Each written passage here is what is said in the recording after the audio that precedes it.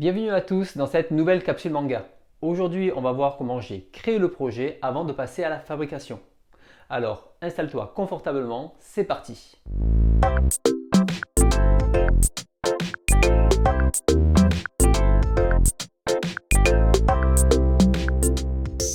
Alors aujourd'hui, ça va être une vidéo un peu plus technique où on va voir ensemble comment j'ai visualisé le concept et comment j'ai créé un simulateur pour pouvoir me projeter avant la fabrication. Comme j'avais pu expliquer dans ma vidéo de présentation, tous mes mangas sont dans des cartons, donc il a fallu que je crée un simulateur et aujourd'hui on va voir les grandes lignes de ce simulateur.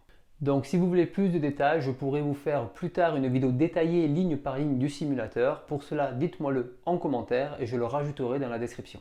Avant de se plonger dans le cœur du sujet, on va d'abord voir les tailles de livres différentes dans les mangas. Par exemple ici, j'ai pu répertorier pas mal de tailles différentes. C'est-à-dire en premier, on va avoir ce que j'appelle les formats petits, c'est-à-dire déjà les formats Bunko, c'est un format qui n'est plus utilisé aujourd'hui, et les formats plus Shonen Jump classique. Donc voilà, ça ce sont les trois formats classiques. Après, vous avez un format que j'appelle moyen. Donc c'est des formats un petit peu plus grands, comme celui-ci, qui va avoir une taille d'étagère différente.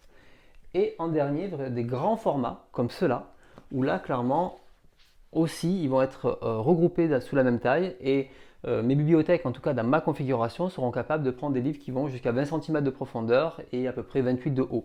Donc ce genre de livre-là rentre. Donc là, vous voyez les trois familles de livres que vous pouvez voir. Allez, c'est parti, on parle enfin du simulateur. Donc je vais vous expliquer les grandes étapes de celui-ci.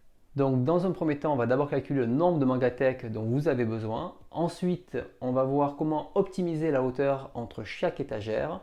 On va ensuite définir le matériel à commander et on finira par le coût total du projet.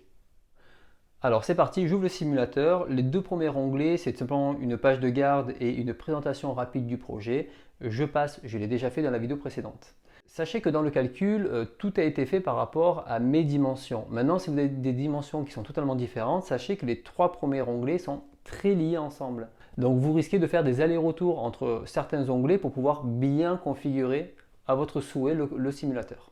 On commence par le besoin actuel. Alors les deux premiers onglets, ça va permettre de calculer le nombre de mangatech exact que l'on souhaite.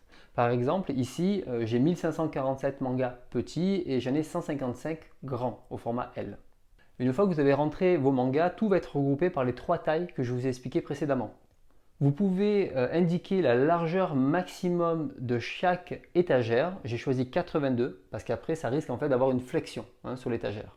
Et je sais d'avance que j'aurai une dizaine d'étagères par mangatech. Donc par exemple ici j'en aurai 63, ce qui veut dire qu'il me faudra 7 mangatech. Maintenant qu'on sait le nombre minimum de mangatech que vous avez besoin, pour moi c'est 7, dans l'onglet suivant vous allez pouvoir vous projeter et dire en fait finalement moi j'aimerais une 8e ou une 9e, etc. Dans mon cas, je choisis de rester à 7, puisque ça va déjà bien remplir ma pièce. Et dans cette étape, vous allez pouvoir choisir le nombre d'étagères que vous voulez par taille de manga. Et c'est ce que vous allez rentrer ici dans le nombre voulu. Par exemple, moi j'ai choisi 5 petits, 4 moyens, une grande. Et tout en bas du tableau, je vous ai mis pas mal de configurations et vous n'avez plus qu'à adapter par rapport à votre besoin. Et comme vous pouvez le voir, dans l'estimation de la capacité que je peux avoir en manga, en fait, dans les petits formats, ça sera quasiment rempli. Par contre, dans les formats moyens et les formats grands, j'aurai un peu d'avance.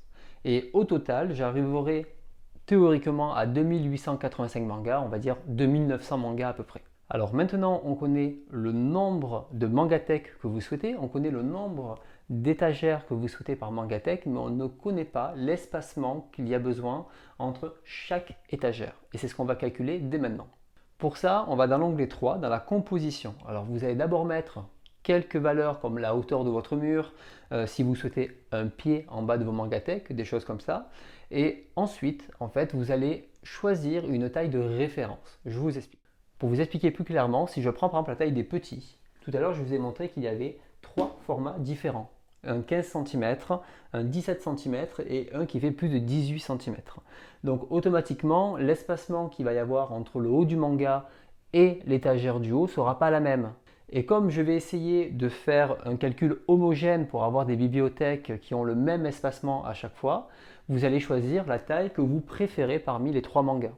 C'est-à-dire que dans le tableau, juste en dessous, vous aurez en fait le calcul des marges et vous allez voir par exemple, je vais avoir beaucoup de marge, 4,6 cm pour le tout petit, et alors que pour le très grand, j'aurai 1,4 cm. C'est l'espace qui va rester pour pouvoir les attraper.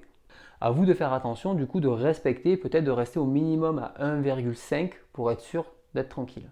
À vous d'ajuster tout ça et à la fin, vous avez la hauteur entre chaque étagère pour chaque taille. Et par exemple, dans mon cas, j'avais une hauteur de 19,6 cm pour les petits formats. Pour les moyens comme ceux-ci, j'ai 23,3 cm et ensuite il me restait 28,4 cm pour les grands. Et là, n'hésitez pas à revenir sur les onglets précédents pour modifier certaines valeurs afin de l'optimiser par rapport à votre configuration. Maintenant que vous connaissez la configuration exacte de vos Mangatech, il va falloir les commander et donc avoir la liste des fournitures. Pour ça, il suffit d'aller dans cet onglet. Ici, vous n'avez plus qu'à indiquer la profondeur de votre Mangatech et vous aurez tout le listing complet des planches qu'il vous faut pour la construire, c'est-à-dire les planches ici, de côté, ou même la planche de fond, tout simplement. J'ai ensuite indiqué le nombre de lits de peinture qu'il faudrait et un petit peu de visserie pour information. Et maintenant, on peut passer à l'étape la plus importante, le coût. Vous allez rentrer le prix des fournitures que vous avez dans votre magasin et automatiquement, ça va vous calculer le coût de chaque Mangatech. Et ici, on peut voir qu'une Mangatech sur le simulateur coûte 175 €. Et j'ai payé à peu près 170 € par Mangatech une fois terminé. Mais le plus important, c'est surtout voir ce chiffre par rapport à ce qui existe dans le marché. Par exemple, la Billy d'Ikea, la simple blanche qui fait 2,40 m de haut et 30 cm de profondeur, en fait, elle est moins chère, hein, elle est seulement à 105 € par Mangatech. Par contre, si vous prenez une Billy de couleur, on est un petit peu plus cher, on est à 136 € par Mangatech. Et tout ce qui est sur mesure, là on peut oublier, hein, on est dans des prix stratosphériques. Alors oui, ça coûte plus cher que des bibliothèques déjà toutes faites et ça sera plus long à créer. Par contre, vous aurez ici une bibliothèque à votre image et qui sera optimisée à votre collection. Donc à vous de voir si vous souhaitez investir dans des Mangatech personnalisés ou des bibliothèques déjà toutes faites. Il reste un petit onglet bonus, je ne vais pas m'attarder dessus, c'est plus la représentation visuelle de la répartition des tailles de chaque étagère selon la taille des mangas. C'est plus pour vous donner une idée de ce que ça va représenter à la fin. Alors surtout, n'hésitez pas à revérifier les calculs derrière, surtout par rapport à votre configuration. J'ai essayé de le faire le plus universel possible, mais on ne sait jamais. Alors faire des simulateurs, c'est quand même vachement sympa, mais ça serait bien de se représenter ça dans un simulateur d'aménagement. Et là, vous avez le résultat, donc les 7 Mangatech dans ma pièce.